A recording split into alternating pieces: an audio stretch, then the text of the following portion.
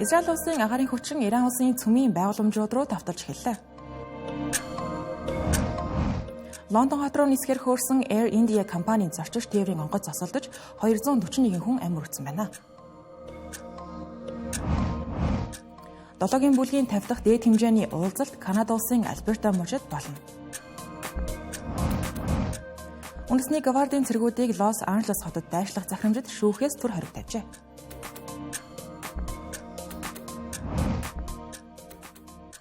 Оройн тэрэг зөвштэй Тэмэр телевизийн гадаад мэдээний хөтөлбөр та бүхэнд хүрч байна. Бид ФБ агентлагийн албан ёсны их сурвалжтайгаар олон улсад өрнөж байгаа цагийн мэдээллийг танд хүргэх болно.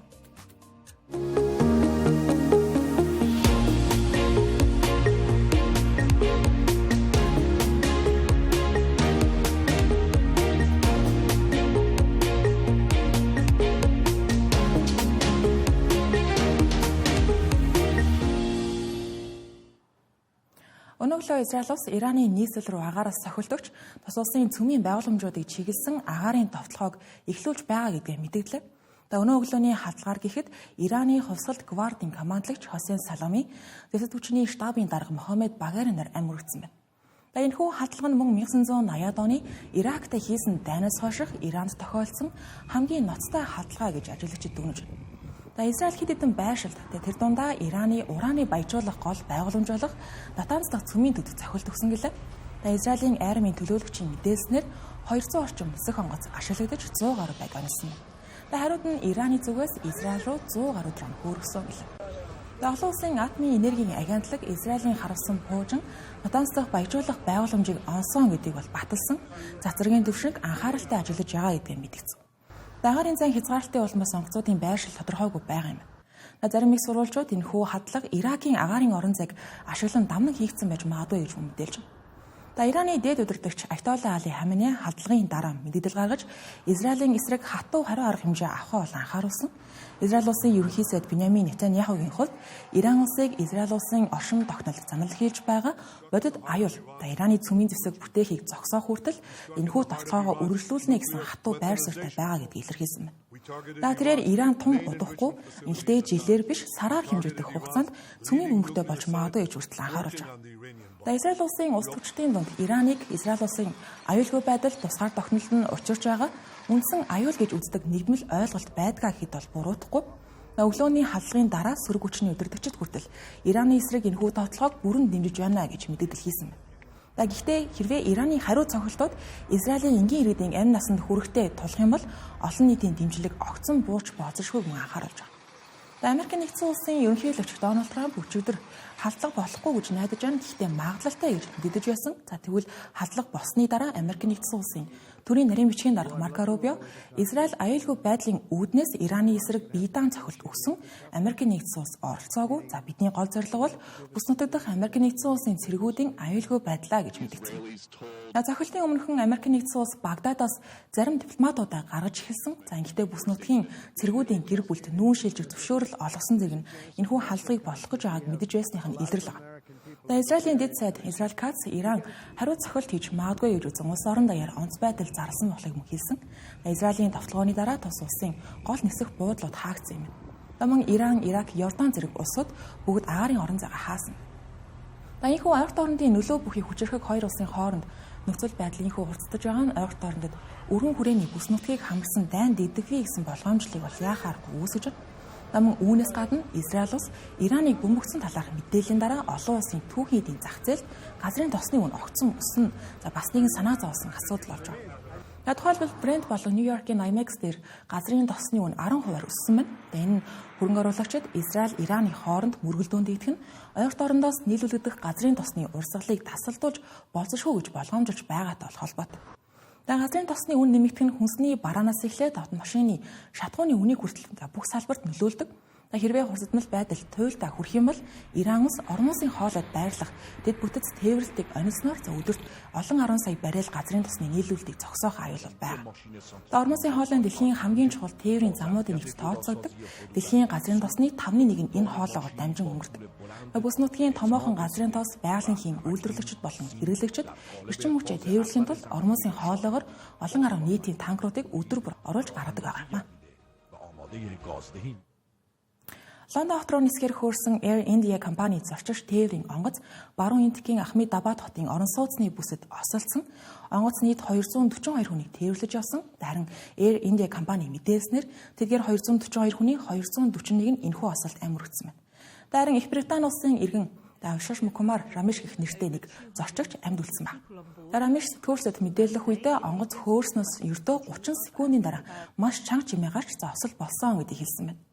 Түүнийг одоогийн байдлаар эмнэлэг твтэн эмчилүүлж байгаа талаар албаныхан хэлсэн байна. Air India-гийн мэдээлж байгаагаар онгоцонд 169 энтэг улсын иргэн, 53 Их Британи улсын иргэн, 7 Португал, 1 Канада улсын иргэн цочиж явсан юм. Осолцсон онгоц Boeing компани 787 Dreamliner загварын онгоц байсан.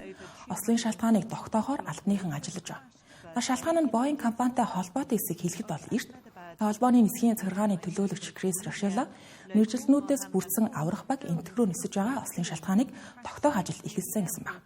Дөнгөж өнгөрсөн сард ихэд Boeing компани 787 Dreamliner онгоцынхоо 1 тэрбум дахь зорчигчийг тээвэрлснээ зарлаж 14 жилийн өмнө анх зах зээлд онгоцоо нийлүүлснээс хойш тун амжилттай явж байгаа гэдгийг тэмдэглэж байсан. Өчигдрийн осол болохоос өмнө хүртэл Dreamliner онгоц төв дамсан нислэгт тохирсон аюулгүй байдлын шаардлагуудыг өндөр түвшинд хангасан гэдэг байсан. Нөхцөл байдал ийхүү яаж ширгсэн бай Boeing компанийн нэр ийхүү дахин нэгэн эмнэлт осолтой холбогдож байгаа нь бол мэдээж. Гэхдээ одоо бол арилжааны нислэгийн онгоцнуудын ихэнх нь Boeing эсвэл Airbus компанийх байдаг.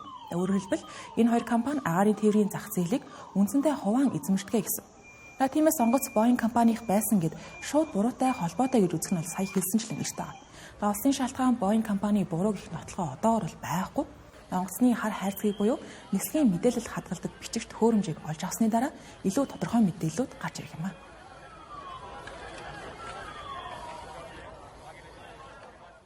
Долоогийн бүлгийн орнуудын удирдагчид 6 дугаар сарын 15-наас 17-ны хооронд Канада улсын Альберта мужийн Кананаскис нэртэй Рокки амралтын бүсэд бүлгийн дээд хэмжээний уулзалтанд оролцох гэж байна. Энэ жил долоогийн бүлгийн түүхэн дэх 50 дахь удаагийн уулзалт тохиож байгаа. Анхны уулзалт 1975 онд Франц улсад нефтийн үн огцом өсөж Америк нэгдсэн улсын ерөнхийлөгч асан Ричард Никсны долларыг алтны ханшаад салгасан шийдвэрээс үүдсэн санхүүгийн хямралын үед болж байсан гэдэг. Сүүлийн жилүүдэд долоогийн бүлэг нь Орос улбаны улсын эсрэг 20 гаруй хэмжээг уялдуулан хэрэгжүүлэх, Украин улсыг дахин сэргээн босгох, Америк болон Хятад улсын хоорондох худалдааны маргаантай асуудлуудыг шийдэх гээд олон асуудлууд тулгамдж байгаа. Ялангуяа 2025 онд долоогийн бүлэг дотоод дахь худалдааны маргаан зөрчил нь бол хурцдаж байгаа нь бүлгийн оршин тогтнох үндэслэлийг хүртэл сорих томоохон сорилт болж байгаа юм. Долоогийн бүлэг нь анх дэлхийн хөгжингүү эдийн засагтай ардчилсан орнууд эдийн засаг геополитикийн асуудлаар уялдаа холбоотой хамтран ажиллах зорилготойгоор байгуулагдаж байсан. Харин өнөөдөр дотоод дахь товторгүй байдал гол асуудал болж байгааг Кананаскис хотод цугларч байгаа удирдагчид хүлээн зөвшөөрөхөөс өөр аргагүй. Америк нэгдсэн улсын ерөнхийлөгч Дональд Трамп бүлгийн шинэхэн хамтрагчид болох Германы канцлер Фридрих Мерц, Их Британий ерөнхий сайд Кир Стармер, Японы ерөнхий сайд Шигеро Ишиба, Канадад уулзалтыг зохион байгуулж байгаа ерөнхий сайд Маккарни нартай анх удаага энэхүү нүүр тулан уулзах гэж байгаа гэдэг нь тодруулъя. Дональд Трамп Хятад улсын эдийн засгийн дарамтанд хамтдаа хариу үзүүлэхийг долоогийн бүлгийн бусад улс орнуудаас шаардах төлөвтэй ч гэлээ. Бусад удирдагчдын хувьд түүнийг тарифын бодлогоор зогсоохыг шаардна гэсэн хүлээлт. Графикаас харах юм бол долоогийн бүлгийн улсууд бүгд Америк нэгдсэн улсын суур 10% тарифт хамрагдаж байгаа. Мөн зарим улс нь хөнгөн цагаан, ган, автомашин үйлдвэрлэлийн салбарт ногдуулсан нэмэлт тарифт мөрдсөн байна. Мөн дараагийн нэгэн асуудал нь гадаад бодлого аюулгүй байдлын хувьд олон улсын түвшинд долоогийн бүлгийн үүрэг жил ирэх тусам нэмэгцээр байгаа тухай. Түүхийн утсыг харах юм бол анх эдийн засгийн асуудлуудыг шийдэх зорилготойгоор байгуулагдсан долоогийн бүлэг нь 1980-ад оноос хойш зөвлөлт холбоот улсын нөлөө буурснаар гадаад бодлого үндэсний аюулгүй байдлын асуудлуудыг хилэлцдэг болсон байна. 1991 онд Орос улбаны улс анх удаа зочин орноор оролцож 1998 онд бүрэн гишүүн улс болж 8 бүлэг байгуулагдсан ч гэлээ 2014 онд Кримийг эзэлсний дараа Орос улбаны улсыг энэхүү бүлгээс төтөлзүүлсэн байдаг. Тэгвэл сүүлийн жилүүдэд энэхүү бүлэг нь Хятад улсад онцгой анхаарч байгаа. 2023 оны дээд хэмжээний уулзалтын дараа хамтарсан тунгалаг Хятад улсыг 29 удаа нэрлэж шүүмжилж байсан. Гэсэн Хятад улс нь 2003 онд долоогийн бүлгийн уулзалтанд зочин орноор оролцож байсан гэдгийг дурдсан зүйтэй. Энэ жилийн тухайд гэсэн шинэ зочин орнууд, шинэ холбоотнууд хэдэд байна. Сүүлийн хэдэн уулзалтанд Энэтхэг, Мексик, Бразил, Өмнөд Африк зэрэг хөгжиж байгаа томоохон эдийн засагтай орнууд долоогийн бүлэг дээр нэмэх нь 5 гэх нэрээр зочин улсаар өргөдөх болсон байна. Эдгээр улсуудаас Энэтхэг болон Өмнөд Африк нь долоогийн бүлэгтээ өрсөлдгөө гэгддэг БРИКС бүлгийн гол гишүүдээ гэдэг юм санал. За энэ жилийн тухайд Австрали, Украин, Өмнөд Солонгос, Бразил, Мексик энэтхэг зэрэг орнууд уригдсан байна. За үүнээс эдгээр уригдсан орнуудын эдийн засгийн чадамж дэлхийн олон улсын тацанд үзүүлэх нөлөөг долоогийн бүлэг хүлээн зөвшөөрч байгаа гэдэг нь бол харагдана. Тэгвэл дараагийн графикаас харах юм бол 1992 онд Орос улбан улс анх бүлгийн уулзалтанд оролцож байхдаа долоогийн бүлэг дэлхийн дотоодын нийт бүтээгдэхүүний 63%-ийг эзэлж байсан бол өнөөдөр энэ тоо 44% болж буурсан байна.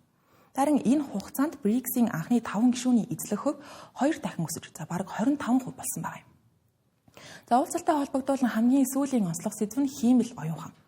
Канада улсын ерөнхий сайд Маккарни хиймэл оюун ухааныг энэ жилийн 7-гийн бүлгийн уулзалтын гол сэдвээр тодорхойлж байна.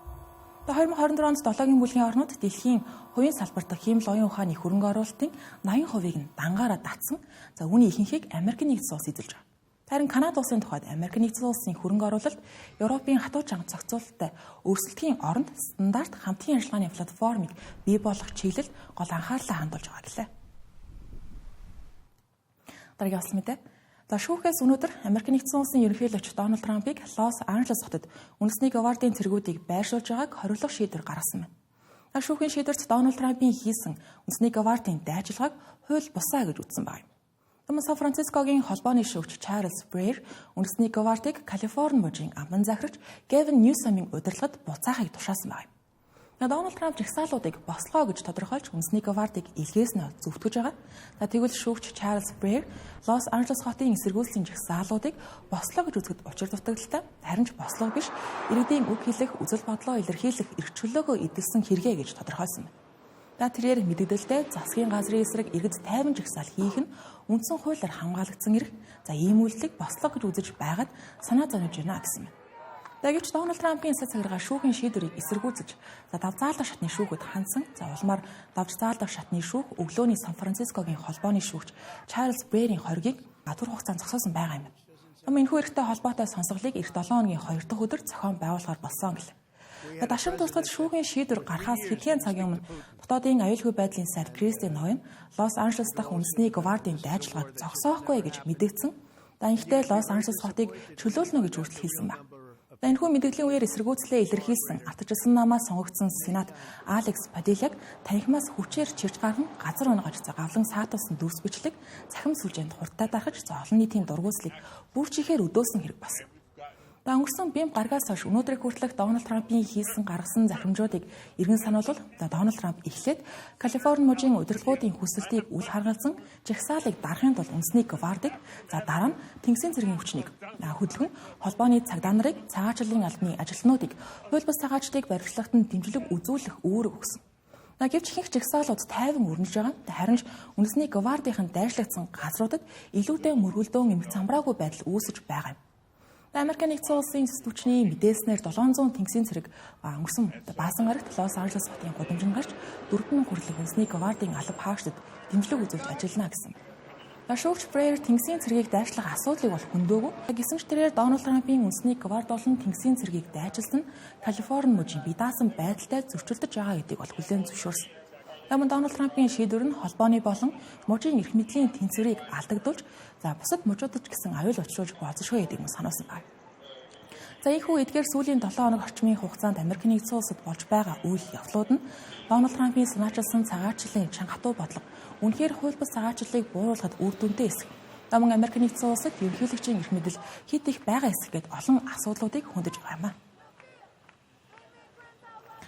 Жуулчны улирал эхлэхдээ зэрэгцэн аялал жуулчлалын эсрэг эсэргүүцлийн хөдөлгөөнүүд Европын улс орнуудад огцом нэмэгдэх болоод байна. 2025 оны эхний улиралд Европт ирсэн жуулчдын тоо өмнөх оныхоос 4.9% өссөн байна. Үүнтэй холбогдуулан энэ жилийн эхээр Испани, Канарын арлууд болон Майоркад олон мянган хүнийг хамарсан томоохон жагсаалууд олж байсан. Дарин энэний гарагт жагсаал илүү өргөн цар хүрээтэй зохион байгуулалттай хэлбэрт шилжиж Испани, Португал, Итали, Франц дахь жуулчид олноор очдог байршлуудыг хамархаар төлөвлөгдсөн байна.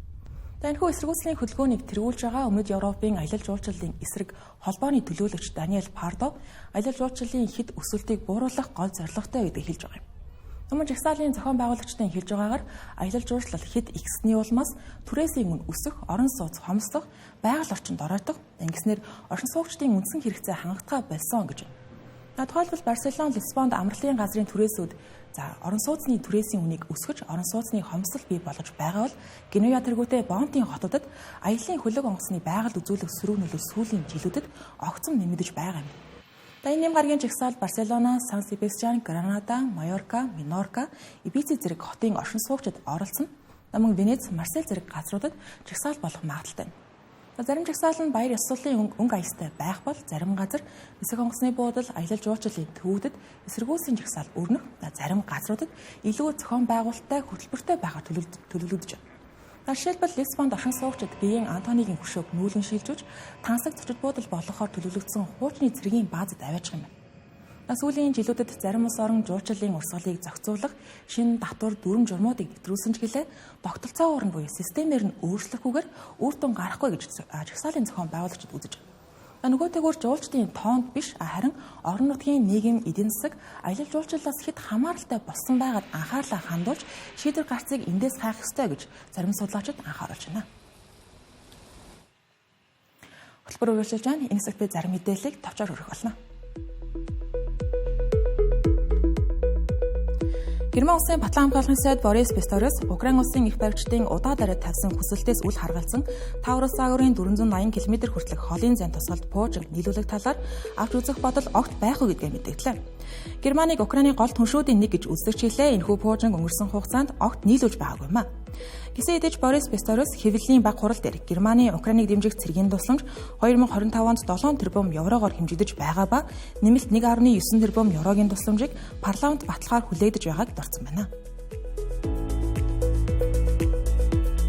Индонез улсын ерөнхийлөгч Прабаво Субианта Канада улсад болох 7-гийн бүлгийн уулзалтыг алгасаж, оронд нь эх 7 хоногт Орос улбаны улсын ерөнхийлөгч Владимир Путинтай уулзахаар Москваг зорихоор олжээ. Тиймээс Канада улсын ерөнхий сайд Маккарнигийн урилгыг үл харгалзан 7-гийн бүлгийн уулзалтанд оролцохооргүй болсон байгаа тухайд Орос улбаны улс дахь айлчлал нь 7-гийн бүлгийн урилга ирэхээс өмнө төлөвлөгдсөн байсан гэдгийг гадаад хэргийн яамнаас тайлбарласан байна. Умард Ирландын Балимина хотод цагаачлалын эсрэг жагсаал өрнөж байна. 3 дахь өдөртөө үргэлжлэж байгаа Үмэн самууны үеэр орон сууцны барилгууд шатаж 32 цагтаа гинтэж бэртжээ. Үмэн дэгдээсэн гол шалтгаан нь өсвөр насны охиныг хүчирхийлэхийг завдсан хэрэгт холбогдсон 2 хүүг баривчилсантай холбоотой байна. Тэдгээр хүүгүүд шүүхтэр Румын орчуулагч шаардаж энэ нь тус хотын Румын цагаачдын чиглэсэн уур бухимдлыг үдүүлсэн ажээ. Америк нэгдсэн улсын Бостон хотын шүүхээс Оросын эрдэмтэн Ксения Петровыг батлан даалтаар суллалаа. Тэрээр энэ оны 2 дугаар сард логоны нисэх онгоцны буудал дээр туршилтын дээжүүдэд мэдүүлэлгүй авчирсан гэх үндэслэлээр баривчлагдаж 4 сар саатуулгдсан юм а. Петрова энэ хугацаанд Вермонт, Лизана, Оклахома зэрэг мужийн саатуулга төвүүдэд шилжүүлэгдсээр эцэст нь Бостон дэргэн иржээ. Гэсэн ч энэ нь эцсийн шийдвэр биш. Түүнийг Америк нэгдсэн улсаас албадан гаргах ажиллагаа үргэлжилж байгаа ба түүний эсрэг эрүүгийн хэрэг үүсгэж байгаа юм а. Тэнгэр телевизийн гадаад мэдээний хөтөлбөр та бүхэнд хүрэлээ. Анхаарлаа хандуулсан явдал баярлалаа.